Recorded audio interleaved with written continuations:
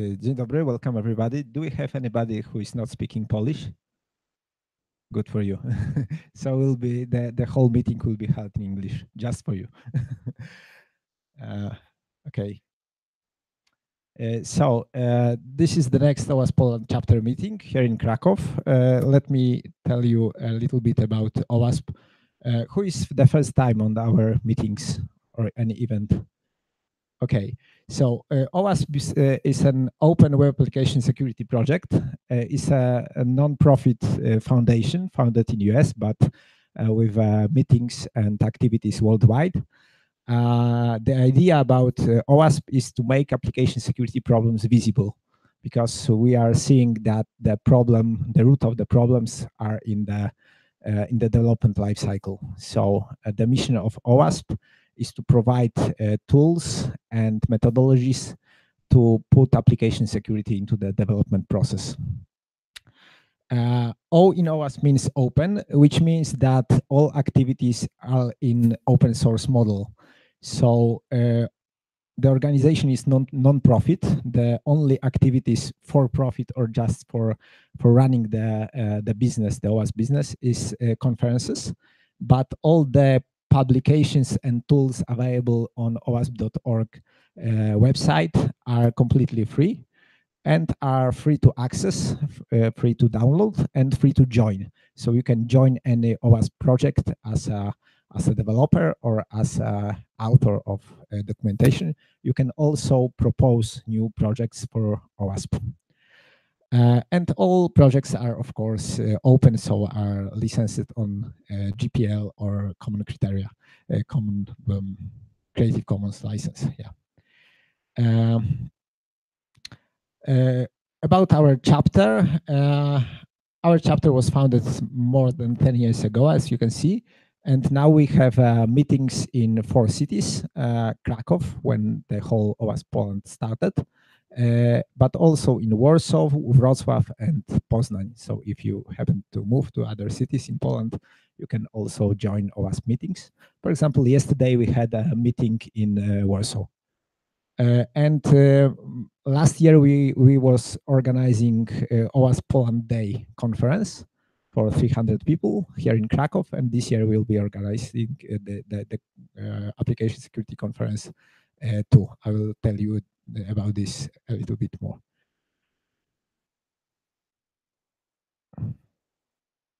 Technical problems.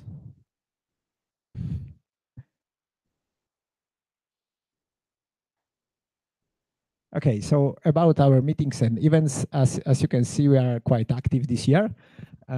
So we have organized a few meetings in Warsaw, 2 meetings in Krakow, and 1 meeting in Wrocław. I hope there will be more meetings in after summertime.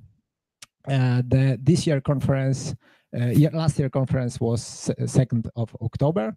And we have also supported events. So I mean the events organized by other parties, but OWASP is actively promoting those events. What else? Of course, all these activities are possible due to our supporters. And here are a list of our supporters, the firms who are devoting their money to support our organization here in Poland. So we can join them too. About upcoming events, if you have a free time, there is one very interesting event next week. It's AppSec EU. It's an annual application security conference, OWASP application security conference, and this year it will be in London. So it's quite convenient for ourselves to get there. And there is 3 days of trainings and 2 days of conference. I think this year is 4 or 5 concurrent tracks on this conference. So you're invited. Of course, we are organizing still OWASP Poland meetings, and we will be organizing OWASP Poland Day conference. And this year it will be 10th of October in Warsaw. So now we are not open at the registration, but call for papers is open.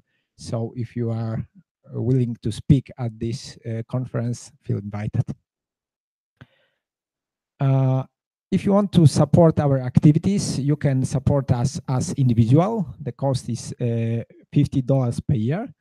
And as an organization or just like a chapter supporter or single meeting supporter, as in Ocado case for this meeting. So contact me if you want to support us. All the expenses are transparent on our website, so you can check how we are spending money. Most of money are spent for organizing the conferences and for bringing the good speakers for chapter meetings and for conference. Here are a list of our resources online. So main source of information about our events is Meetup. So join the Meetup if you haven't did this. But also LinkedIn group, Twitter, Facebook, etc. So that's all. All the presentations are available on our SlideShare. So you can download the presentations from other meetings, and this presentation from today meetings will be available too. So about today meeting is sponsored and organized by Ocado. Am I speaking right? Ocado, just Ocado. Okay, Ocado, and we have two presentations. The first presentation about password hashing and about password migration, and the second about very interesting topic, threat modeling.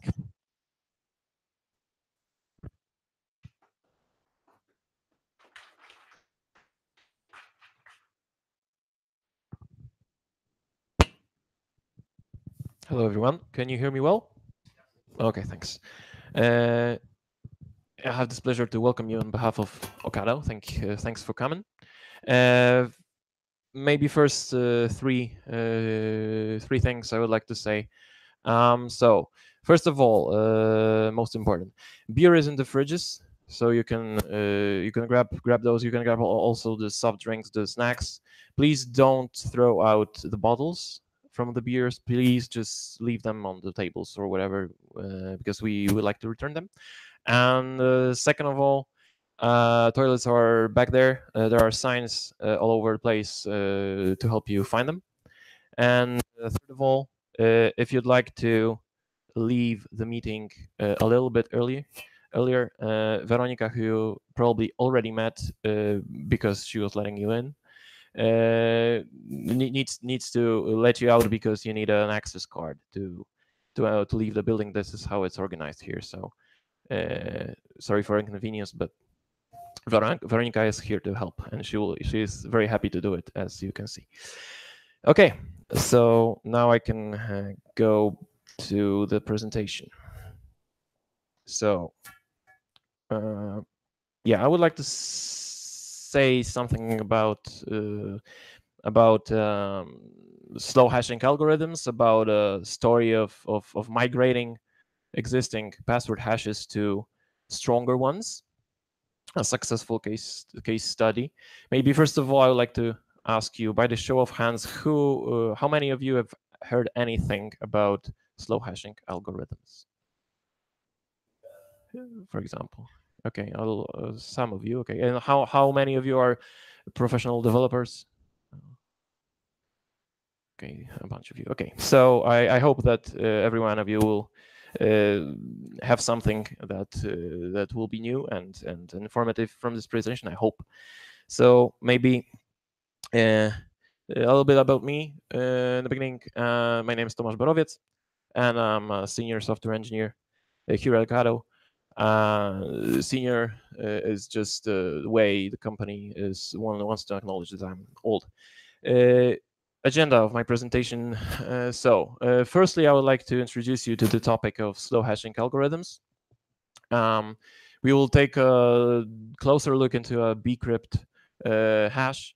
I will show you a small live demo of some slow hashing algorithms. I will show you the hash computing times comparison. And then I will switch to the case study. I will guide you through our migration process that we went through, and I will tell you what we start with, why we decided to change, what tools we created and used to perform the migration, and also get through the whole migration plan. And we'll be pretty open about the problems that we had. So and in the end, some summary, some links. Okay, let's start.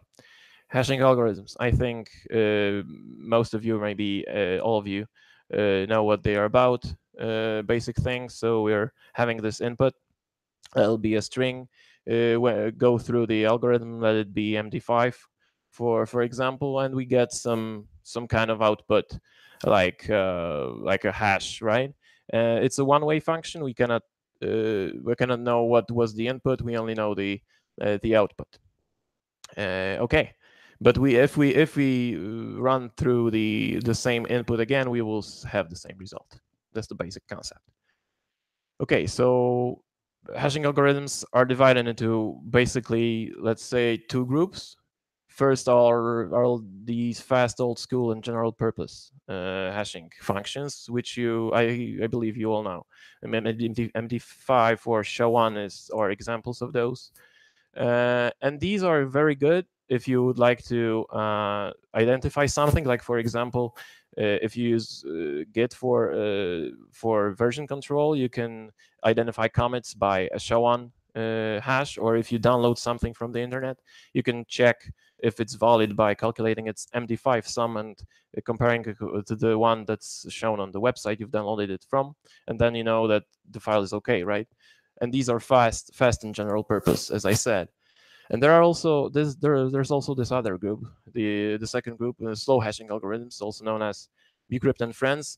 And examples of these are like here, but I will talk a little bit deeper about them in a second.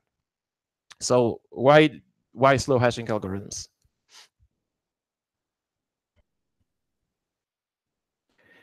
Okay, what are they for?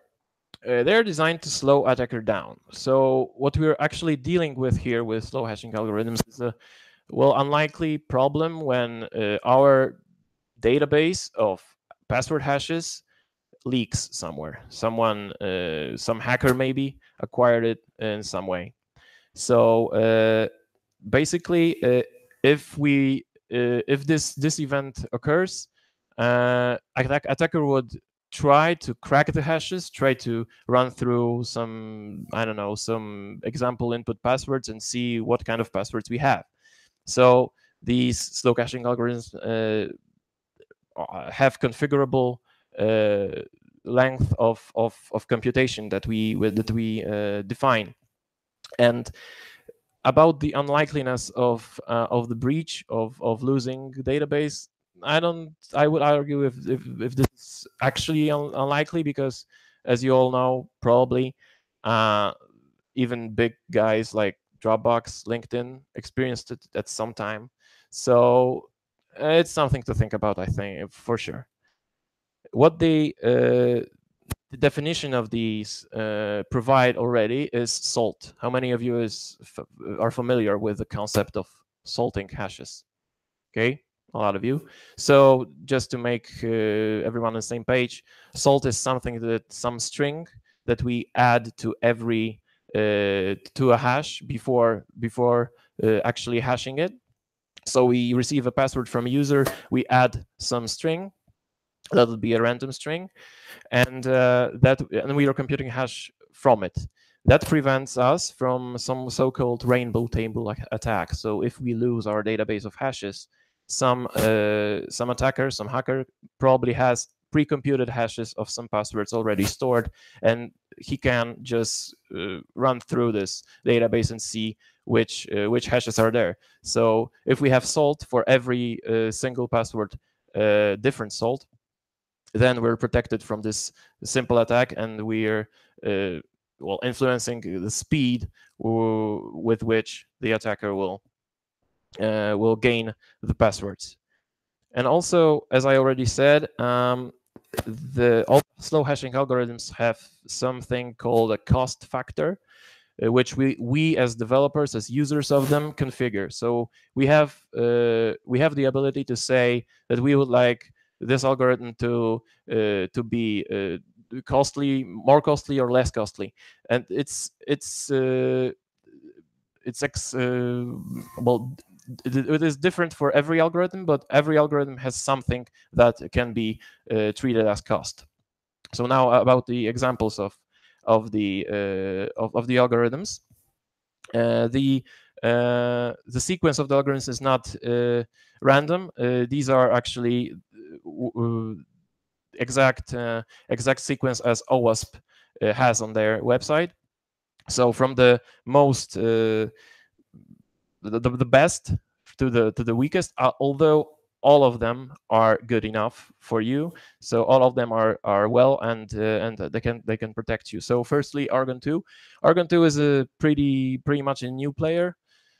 In 2013, there was something called a password hashing competition held by some guys, and a lot of algorithms took part in it. And in 2015, the winner was announced, and it is Argon 2. And this is considered to be the best choice for now. The second algorithm recommended is PBKDF2. It's a very easy name.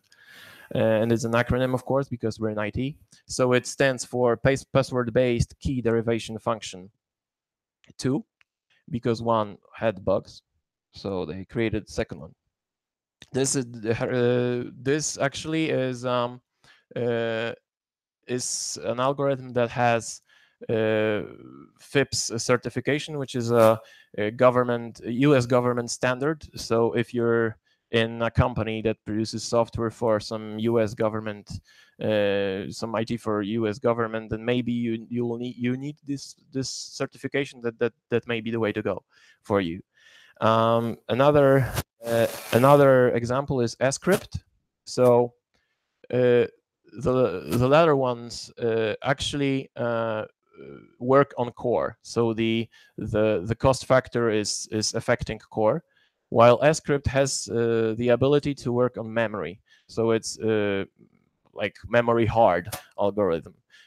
Because someone decided that cores are relatively cheap now and relatively easy to acquire. So maybe we'll choose something that is more expensive. So they decided to go with memory, and they designed this algorithm to be memory hard. And this is the characteristics. And bcrypt is something that is also well known and is also recommended. And it uses underneath, it uses a blowfish cipher. Basically, what most of the algorithms do is they are what we configure is the number of iterations of hashing that we want this algorithm to do. So, for example, for bcrypt, we have we configure the power of 2 of iterations of blowfish cipher. So if we configure bcrypt with the parameter of 5, that means that actually it will do 32, is 2 to the power of 5 iterations of blowfish cipher, and the resulting hash will be hashed this time, this amount of times. So this is this cost factor that we are configuring. Okay, so let's dig a little deeper. Let's see. Let's hash Ocado string with bcrypt. We'll get something like this. So it does look like some gibberish, but it has some elements that have actually some value. This actually is a OpenBSD format of a hash, and it has some elements. First element is version of algorithm. 1 is reserved for MD5. 2 is reserved for bcrypt. We have 2A because 2 had problems. There's also 2X and 2Y. If anyone is interested, good news, there's internet. So I invite you to read a little bit about it. I will not tell you about those, but 2a is a good, let's say, it's a good enough version. Another parameter here is the number of iterations expressed, as I said, as a power of 2. So this says that this hash was computed with a cost factor of 8. That is 2 to the power of 8, which is 256, I think. And yeah, this is this information that is held here. Another thing interesting here is this piece. This is 22 characters of radix 64, which is a slightly modified base 64 encoding of salt. So this is salt encoded in radix 64. And the last part are 31 characters of radix 64, of course, encoded resulting hash. So what happens if we have this kind of hash stored in our database as a user password hash? User provides us with his plain text password. In this example, it will be Ocado. We'll search for, user also, of course, provides some kind of a login that we can identify them with. We search the database for this hash. We see this hash, and we know that we should use bcrypt, that we should do 2 to the power of 8 of iterations. We know the salt by encoding this. And when we run bcrypt, it should result with the hash. So that's how we verify if it's correct. Okay, so now I would like to show you some coding live demo of hashing speed comparison of MD5 and bcrypt. So that's a simple test only for convenience. So what we'll do here is we will hash a password. Let's say OWASP Meetup will be our password using MD5, using bcrypt with a cost factor of 8, cost factor of 10, a cost factor of 12. What we will then do is compare the times of these algorithms. Basically, the most important thing for us would be how many hashes can we do on my computer per second of each every one of those. What I'm using here underneath are basically bouncy castle implementations of MD5 and OpenBSD bcrypt. And this is also an important information. Don't ever really think about implementing your own crypto. Just use well-known sources. And I would say Bouncy Castle is one of them. Maybe not easiest to use, but once you figure out how to use them, you will be okay. So okay, let's run this and see what results we get. Okay, this will take a little bit of time. Okay, we have some results. First of all, I would like to ask you, for MD5, we have, every time we have the same result. For bcrypt, we have different results every time. Why is that? Yep, thanks, great answer. Different salts, because actually for MD5, I'm not using a salt, but if I was using the same, it would be the same. But as I already said, slow hashing algorithms are designed to provide salt by their definition, while for MD5 you think about it, you have to know about it. They already have this in there, and we're actually generating a random string every time.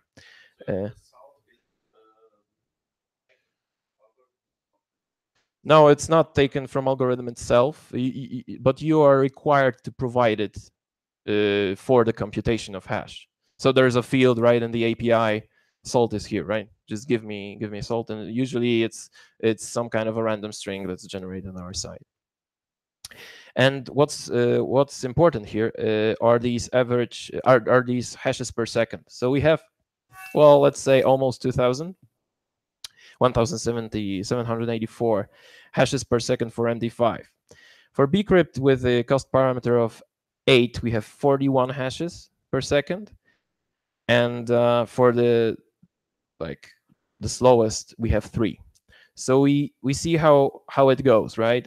It goes exponentially, of course, but we see how difficult it is, how long it takes for a possible attacker to potential attacker to compute all the hashes and crack the whole database, right? The only thing we gain here actually is time for us to react, because, well, he or she already has the database of hashes.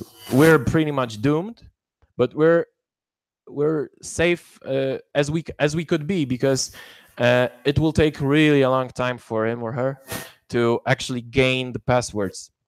So this is what we get. We get the time to react, to inform our users, to tell them, please change your password. If you're using the same password in other places, please don't. But if you do, just change them. You know, a lot of time that we gain here. So that's the biggest advantage here.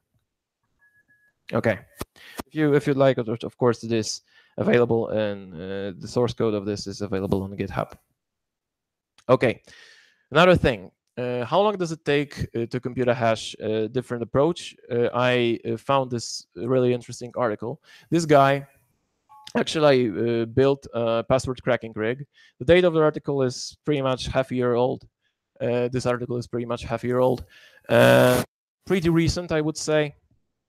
So he built, we called it a budget cracking rig with 4 GPUs, as probably all of you know. GPUs are better than CPUs in cracking, but is $5,000 really a budget? I don't know, maybe for him.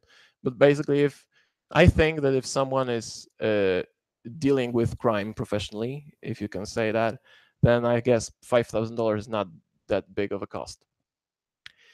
He used this benchmark hashcat, and the results are the most interesting part. MD5, that's 19 billion hashes per second per GPU. It is 4 GPUs actually. So if you multiply that by 4, you get almost 80 billion hashes computed in a second. So you now know that if any MD5 hashed passwords leak, they are pretty much open, right? It's easy to crack. SHA-1, a little bit better, three times actually, around 3 times, but still, those are billions. Bcrypt with the cost parameter of 5, which is actually pretty low for today's standards. We have almost 11,000. So by the comparison of these figures, you can, I think, if anything can convince you to consider slow hashing algorithm, it's that figure. So it's a really big advantage for us. Okay, migration process. Now I'll jump to the case study. So what we dealt with, what we did.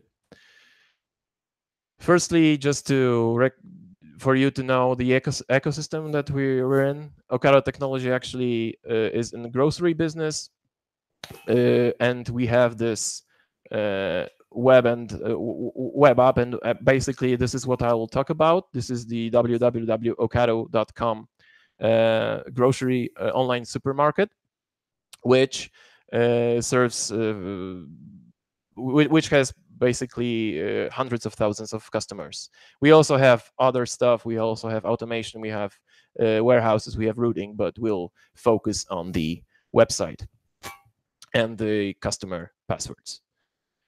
Okay, what we dealt with in the beginning. So our application, when I started developing, already used bcrypt with cost factor of 8. So having said what I said already, seems that it's already good, right? What was else there? Some old customers still had MD5, but not pure MD5.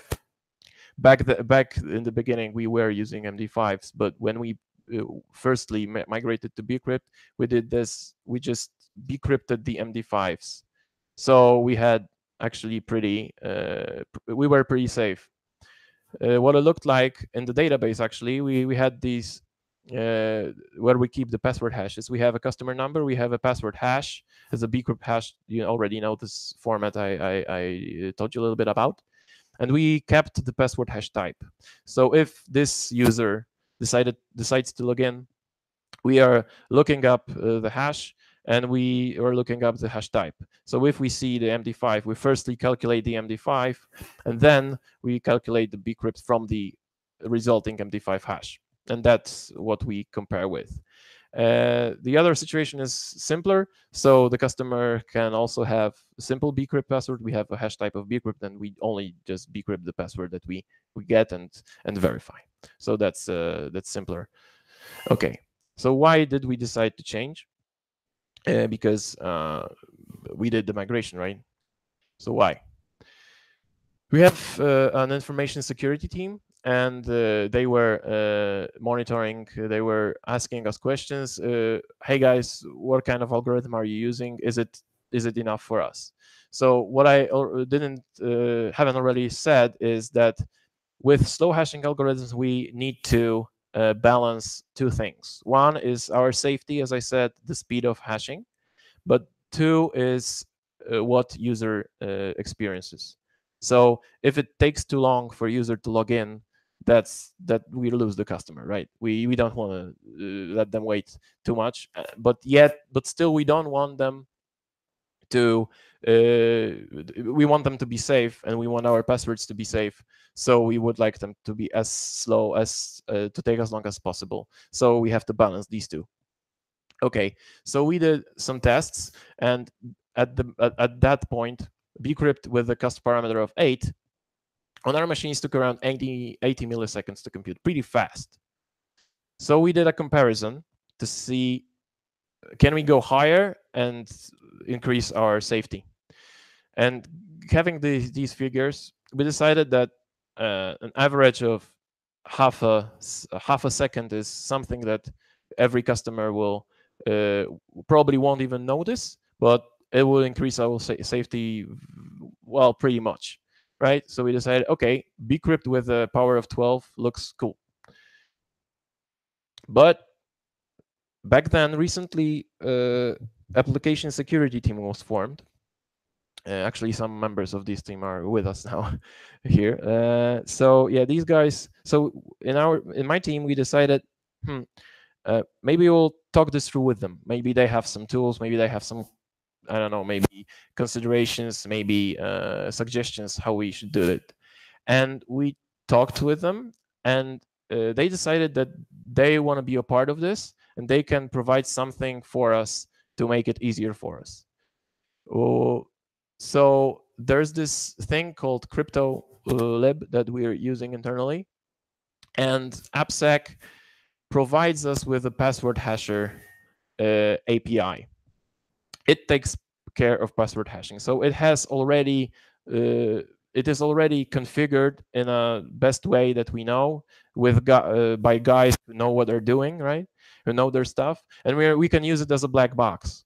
Just invoke password hasher hash, and we have a safe password. So it uses a well-known and safe crypto implementations. Underneath, it produces something called a hash vector that acts as a password hash. I will talk a little bit more about it later. And once we migrate to this new API, it is controlled by application security team since then. So we don't need to really, as developers, that we have also other tasks. We don't need to monitor it.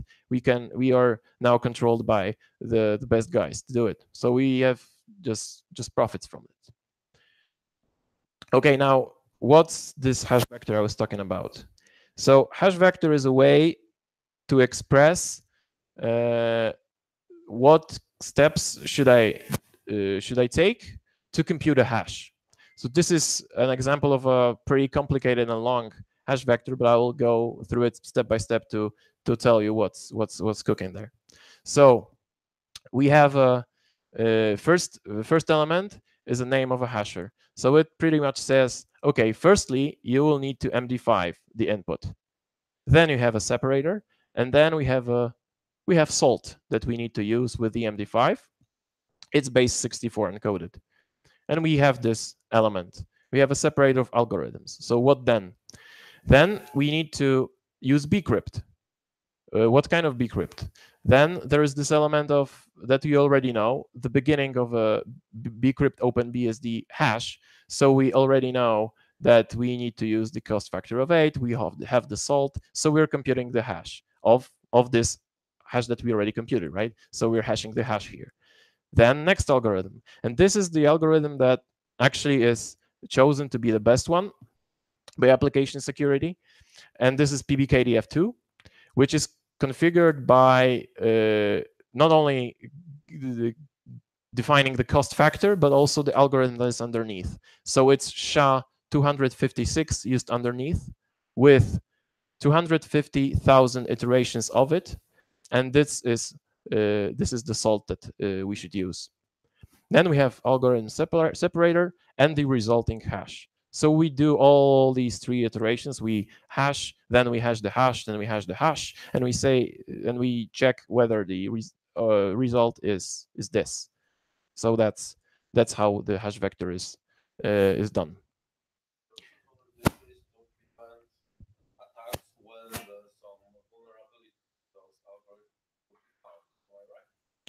So you're asking if this is what the format of it is for. No, it's this is just a convenient way to express what we already have. As I already said, so we had some customers had MD5 hashed with bcrypt, right? And we would like to strengthen our hashes. So if we'd like to add another layer, so hash it with a best algorithm, right? We can express it in this way, in a convenient way, like universal way for a hash vector to, this is just means to express a hash in our database without any additional columns or anything. It carries all the information you need to compute a hash. That's all, actually. This is the developer convenience. So this is the API that password hasher provides. It has 3 methods: hash, verify, and migrate. A little bit about every single one of them. So hash is a simple method that you just provide a password. It's a new password. Let's say user is registering and providing a new password, and he says, okay, let Ocado be my password. And we invoke password hasher hash Ocado. And what we get is the best algorithm that AppSec decided to choose here. So it's PBKDF2 with the parameters they already gave you. And this is a short hash vector, the best algorithm, only that we need. The next method is actually verify. And this is the situation where customer is logging in. So we we provide to this method 2 things: input password and the hash vector that we have in the database. What's interesting here is that what's the result of this method is verification result, which is a class, which is an interface that has 2 fields: is success and get hash vector. If the verification fails, we have is success returning false, and that's it. So that's an invalid password. If the verification is okay, so if the password is okay, then is success returns true. And the interesting part is the get hash vector. So it will be null if the hash vector is the newest best algorithm. But if somehow user has old version of algorithm, some not most up to date, it will already contain the best hash vector, and we can actually use this output to update the hash in the database. So we already know that the password is correct with the old hash vector, but we can replace it with a new safer one. It's very convenient. And the third method is migrate. So basically, if we have this situation that I already explained, the before state, so we have the MD5 and the bcrypt, and we would like to add the PBKDF2 strongest element, we use this method, and we get the password hash, the hash vector that contains the third element, PBKDF2 hasher, and we can replace the hash with a safer one. Okay, so what was the plan to migrate? What's the first thing that you think about when you, okay, I would like to change password hashes to stronger ones? When would you change them? Any ideas? Changes his password, right? So when he provides the password. What if he logs in? So when he logs in and the old hash is correct, right? We can rehash the password that he provided because it's a correct one and replace it with a new one, right? So that's the first thing that we will use. So when customer logs in, we can replace it with a new hash, and also when customer changes his password. But not all the users are logging in permanently and every day. So we would also like to asynchronously raise the security of our password hashes. So we will create these background jobs. Firstly, we will translate existing hashes, the pure bcrypt hashes, to the form of hash vector for the password hashes hasher to understand them, to have concise, coherent interface.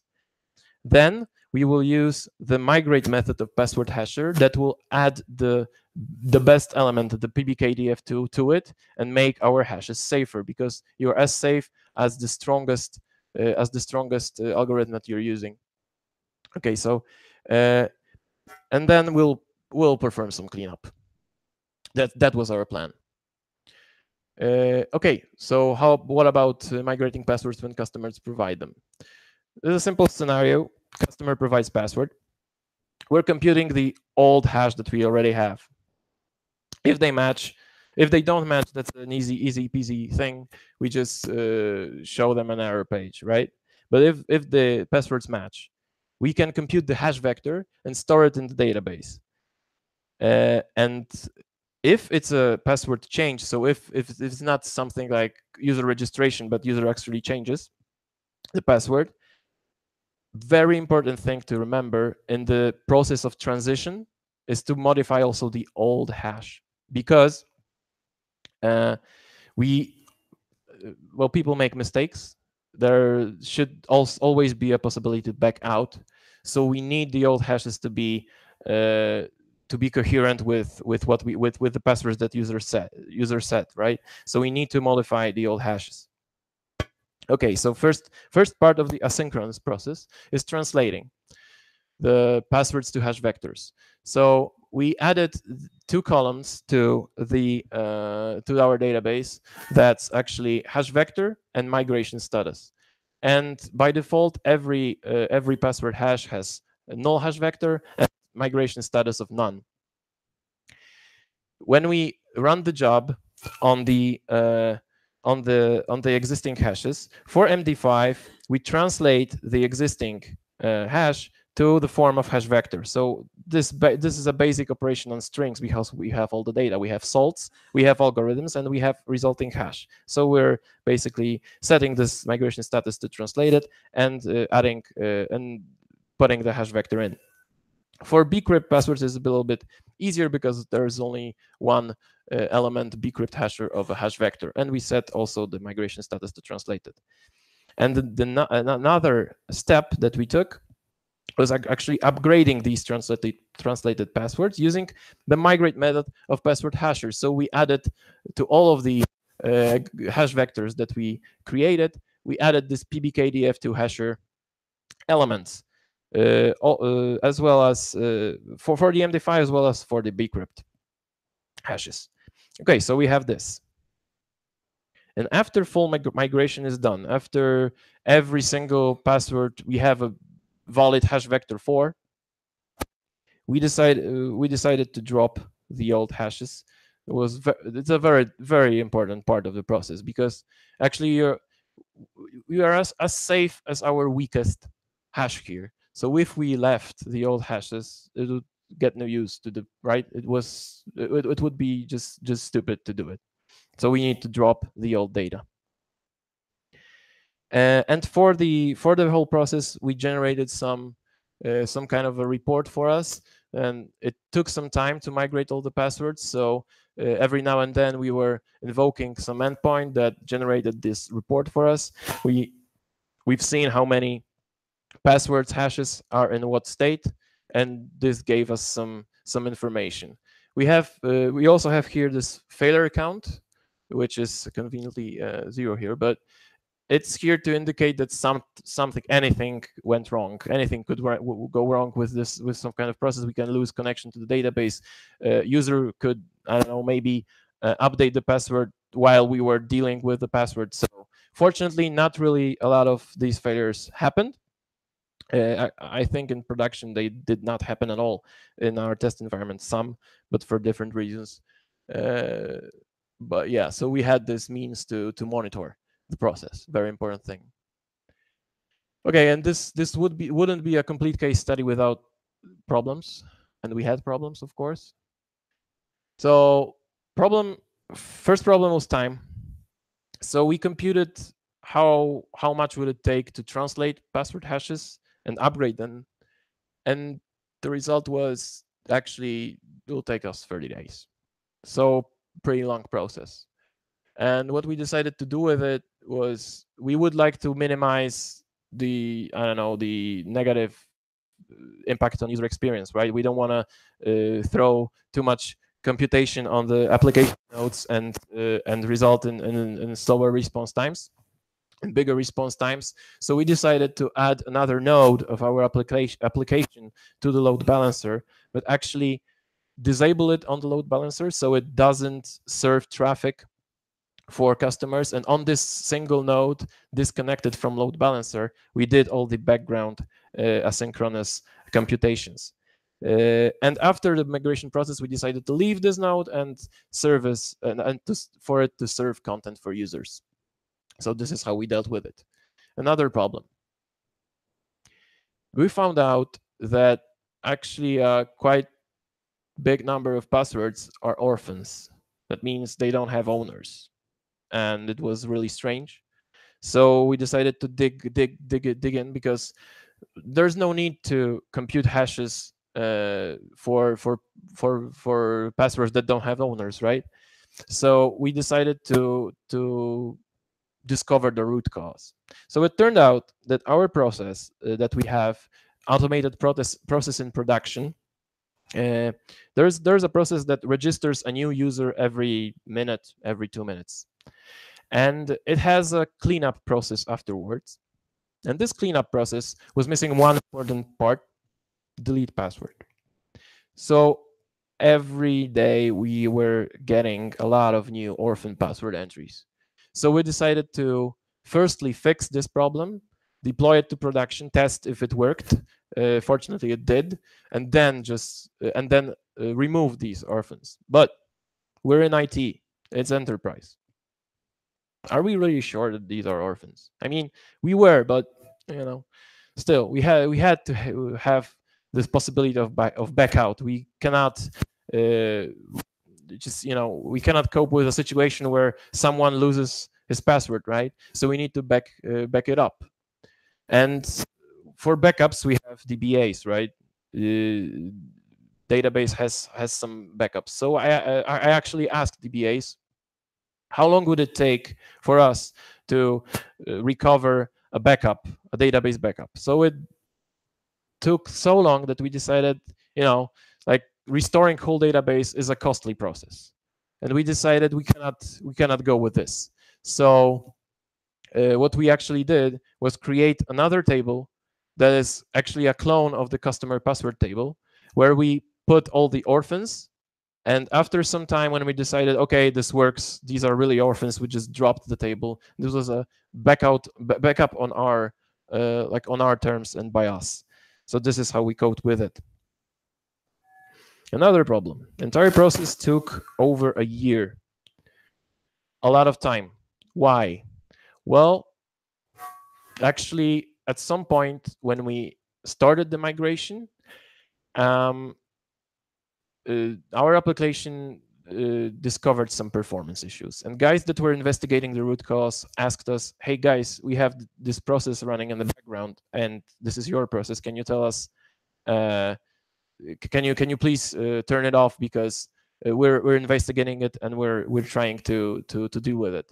So we stopped the process. It wasn't us who were causing these issues, but all of this like we lost, I think, I don't know, maybe two weeks or a month from the time that we could use for migrating. But also, year was actually the whole time discussing with application security, finding out the best algorithm, removing orphans. A lot of stuff happened, and also it wasn't really the highest priority task. Everything was, there were times that more important stuff had to be done.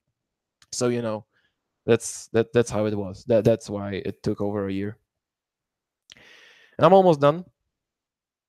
So I would like to leave you with some bullet points. I would like to encourage you to use slow hashing algorithms for passwords. I think I tried to convince you that they're way to go. What you need to do, though, when you use those is monitor the time taken to compute a hash, because the computer architectures move forward. They're faster and faster, and from time to time, it's a good idea to check whether the cost of our slow hashing algorithm is enough for today's time, right? And we need to reconfigure if it's needed. And hash migration, if you have an existing database of hashes, is possible. It's a little bit complicated, but good preparation is key. Very important thing is cleanup. As I already said, you need to remove old hashes. And it's a very important thing also to monitor the process. What goes wrong, if anything? We need to know to have this information. So yeah, I would like to leave it with you. A bunch of links for you. Some of the stuff I took from the passwords storage cheat sheet, as I said already. The sequence of slow hashing algorithms, for example, a good read. Password hashing competitions. What's really interesting here is, maybe you've heard about the Have I Been Pwned.com website. It's run by I think one of the most known security researchers, Troy Hunt, and he uses publicly available data breaches data and provides it for users to check whether, for example, your email has leaked in any of data breaches. It's usually I would not encourage you to put your email in some custom some custom website, but this is a legit one, and it has a very nice tab also, and a very nice API for passwords, for leaked passwords. And you can check whether your password has leaked anywhere. And that also seems fishy, right? Send your password to some guy and he'll say, yeah, your password just leaked. But actually, the newest API that Troy Hunt provides, version 2, is very neat. So what you do is you take your password, calculate SHA-1 hash of it, and send only first 5 characters to it, and you receive all the hashes that match the prefix. And you can check whether any of the hashes that are returned are your password. So it's a safe way to check whether your password leaked. Really nice stuff. Hey, that's it. If you have any questions, that's the good time to ask them. Please raise your hand and I'll give you a mic if you have a question. Maybe a stupid question. Why you had the hashes MD5? Why you didn't break the MD5 back so you could retrieve? Because you've said it's quite easy to retrieve the password from MD5. Why you kept MD5 and hashed with the bcrypt instead of just breaking the passwords back? So you are asking, why didn't we crack our own database? I think that for like reasons that we aren't allowed to know the passwords. Actually, this is also a kind of contract between our users and us. Okay, we receive the password, right? But it's not really ethical to know the passwords. We didn't want to actually do it, and I think it, from the software development and security perspective, it just seemed better to do it. I don't know, Mateusz, if you have any other comments here.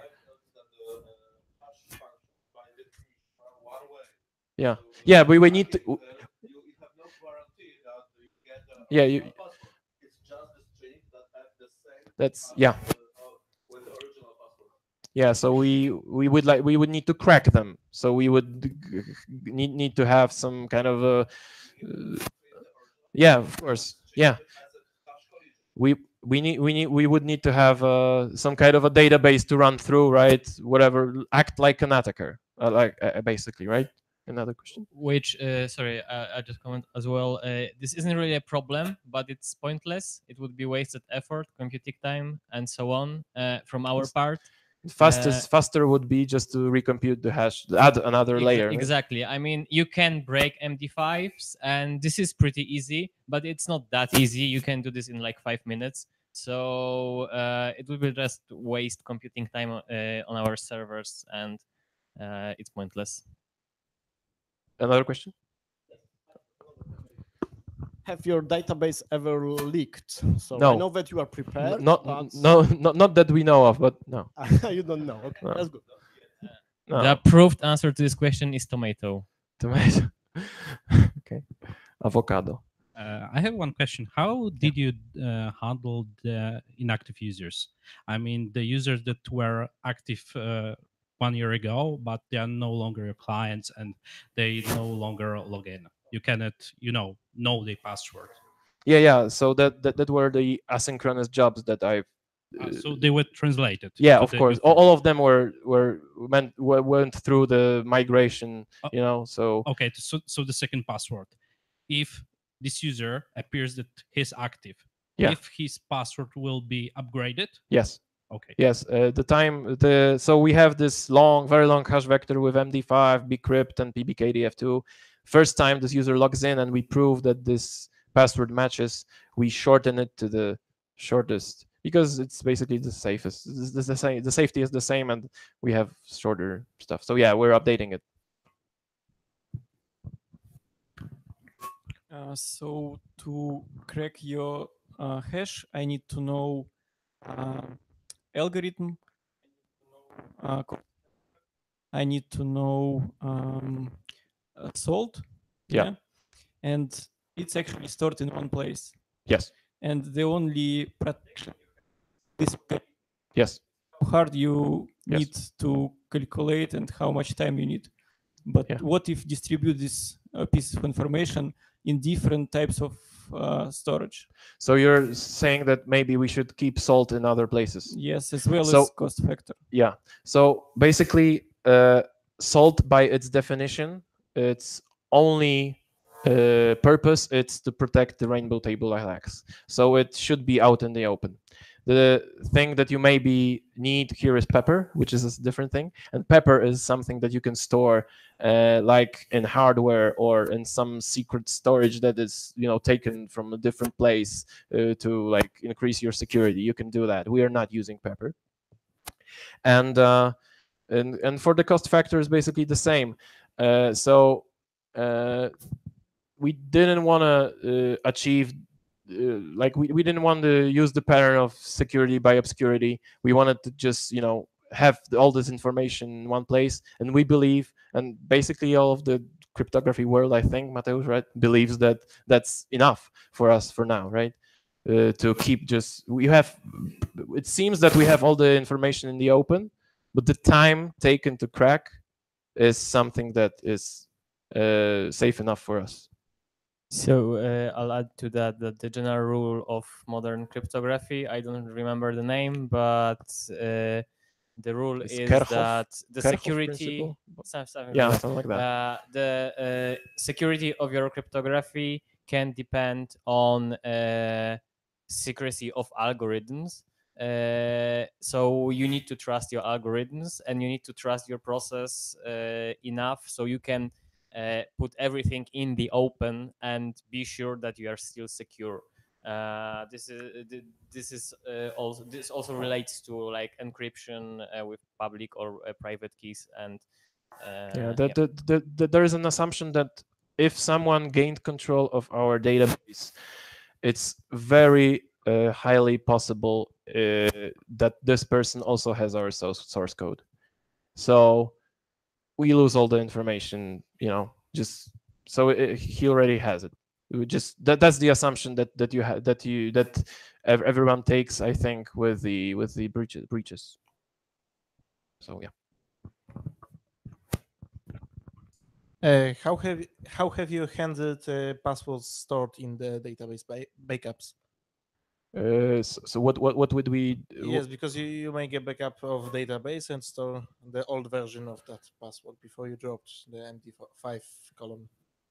But the attacker can restore the database from the backup. Yeah, but backups are not kept forever, right? Okay. So have you dropped all the backups? Migration, successful migration. That's a process that is automatic, right? So all the backups are. I don't know how long they are kept because I'm not a DBA, but we left it to the DBAs, right? So we followed. We didn't tell them, you need to drop the backups because there may be some issues with the application that are so severe that we need to go back to the version which does not support hash vector. So so basically the process was the same as it is day to day. Okay. Thanks. It seems that the biggest challenge was to Okay. it seems that the biggest challenge was to hold these hash vector functions and procedures, and this code which is just working, and you have already done this, and you checked if this working on a production, So maybe you will consider to open source or open this code just to make the world better.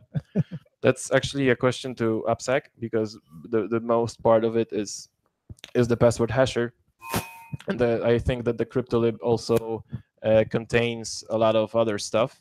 But basically, what I wanted to show here is the concept. It's not that I think it's not that complicated for any other company to adopt for now. But your question still remains valid. So I don't know if there are any plans of open sourcing. I don't know of any. There were ideas. Nothing is decided yet. That's unfortunately all I can say right now. We are thinking about it. Okay, another question. I don't know how many logins do you have daily for your application. Okay.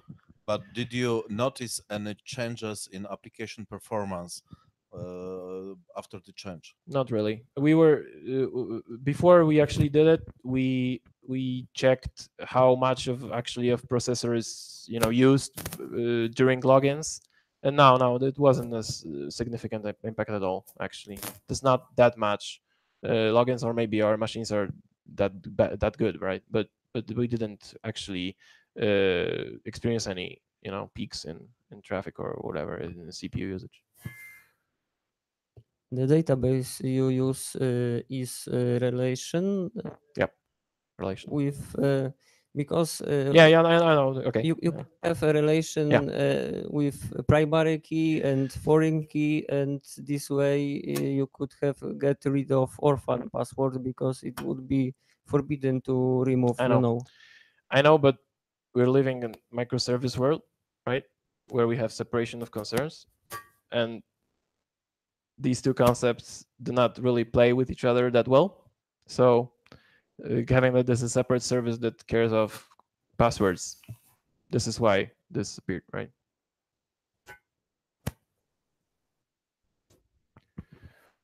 Did any user notice that the login process is half second longer? No, we haven't heard anything about this from anyone. So there's also a lot of other stuff that is going on during login, so it's also reduced this, but no, we haven't heard any complaints so far. How have you taken care of the race condition problem when you run the asynchronous job in the background, and let's say a user changed the password, and you hit the problem where you probably had something going on, and the password and the hash vector changed. So how you deal with it? Yeah, that I have shown you this report, this small table, right, with failure count. This would actually when before we are updating the hash vectors, we are actually checking Also, if it is the state that we suppose it should be, if it wasn't, we increased the failure count and we left it as is, and the next run of the job would try again. Any other questions? Okay. Thanks for listening. And thank you. I think now we'll have a half an hour break, right? Yeah, it was supposed to be half an hour. Okay. But we're a little bit behind the schedule, so maybe 20 minutes. So in 20 minutes, your presentation. Yep. Cool. 7:40 p.m. more or less.